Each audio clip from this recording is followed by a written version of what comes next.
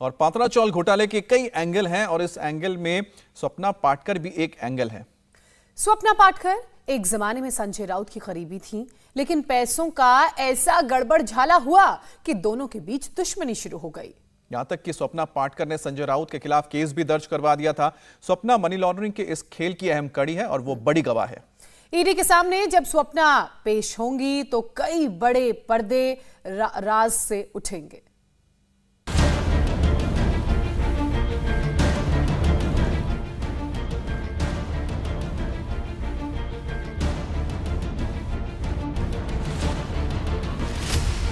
रहने की जगह, रहवासी, राजनेता, रसूख और घोटाले के घालमेल को पात्रा चौल घोटाला कहते हैं।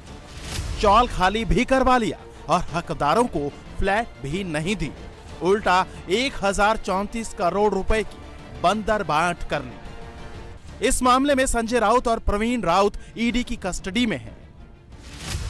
वर्षा राउत, माधुरी राउत इस घालमेल की बेहद अहम कड़ियां हैं, लेकिन इस कड़ी में एक सबसे अहम किरदार भी है। वो किरदार है स्वप्ना पाटकर का। स्वप्ना पाटकर संजय राउत के करीबी सुजीत पाटकर की पत्नी है। स्वप्ना मनी लॉन्ड्रिंग मामले में गवाह है। उनकी गवाही कई राज खोल सकती है, क्योंकि बताया जा रहा है कि घोटाले का पैसा घुमाने की जानकारी स्वप्ना को भी थी। स्वप्ना और संजय राउत की जान पहचान 2007 से थी, लेकिन स्वप्ना और संजय राउत के रिश्ते धीरे धीरे खराब होते गए। इसकी वजह पैसा और प्रॉपर्टी को बताया जा रहा है।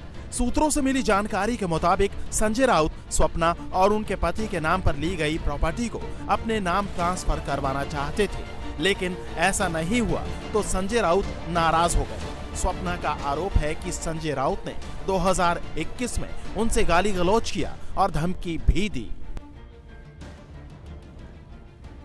तस्वीरों में जिस जगह को आप देख रहे हैं उसे पात्रा चौल के नाम से जाना जाता है। साल 2008 तक गोरेगांव का यही पात्रा चौल सैकड़ों हंसते खेलते परिवारों का आशियाना हुआ करता था, लेकिन महज एक पल में सूट बूट वाले डकैतों ने इन 672 परिवारों के ख्वाब पर डाका डाल दिया।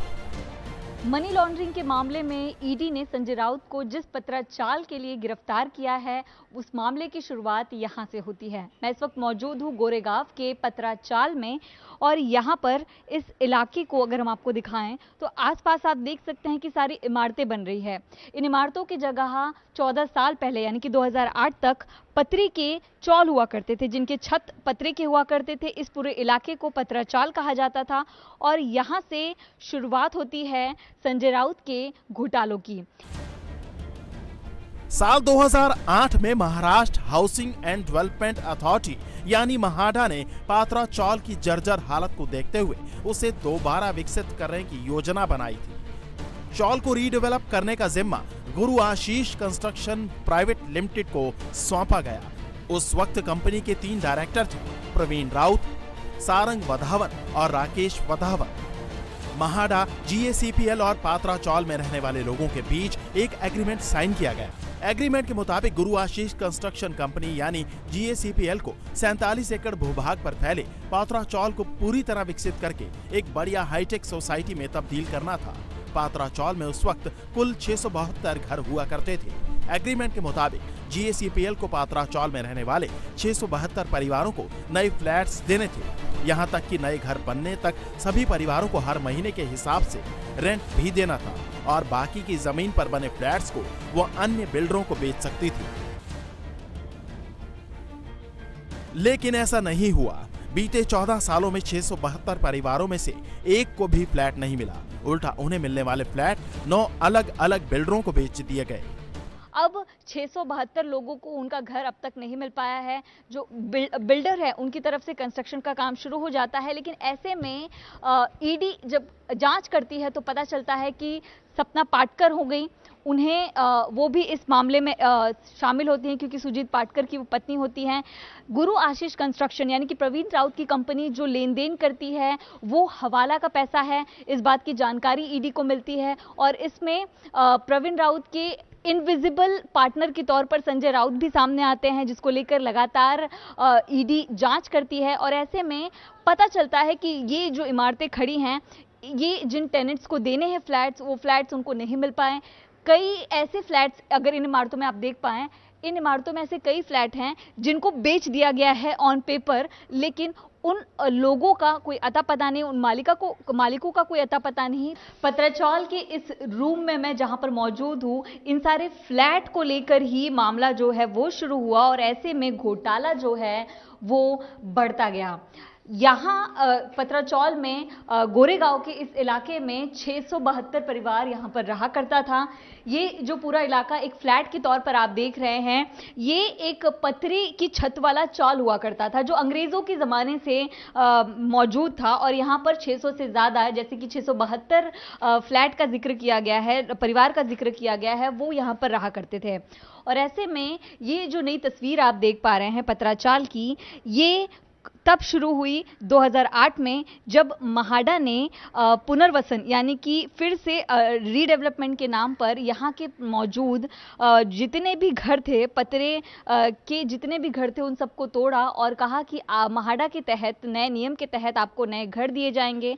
जिसके बाद यहाँ पर सभी पतरे के घरों को, चौलों को तोड़कर इन इमारतों का काम शुरू किया गया। लेकिन महाडा ने गुरु आशीष कंस्ट्रक्शन, जो कि प्रवीण राउत की कंपनी है, उसको ये कॉन्ट्रैक्ट दिया। लेकिन प्रवीण राउत की कंपनी ने आगे दूसरे बिल्डर को ये कॉन्ट्रैक्ट दिया और बिना महाडा के इजाज़त की कॉन्ट्रैक्ट जब दिया गया तो यहाँ से सबसे बड़े हज़ारों करोड़ों के घोटाले की जो शुरुआत है वो हुई। जिस आगे बिल्डर को ये कॉन्ट्रैक्ट दिया गया वो दिवालिया हो गया, जिसके बाद मामला जो है वो रोशनी में आया। यहाँ पर 672 लोगों को, जो टेनेंट्स थे, उनको यहाँ पर फ्लैट देना था, लेकिन इमारत का काम ही आगे नहीं बढ़ा और ऐसे में 15 साल का लंबा वक्त बीता। लोगों को यहाँ पर 47 एकड़ की इस पूरी ज़मीन में उनको जो घर मिलना था वो घर नहीं मिल पाया।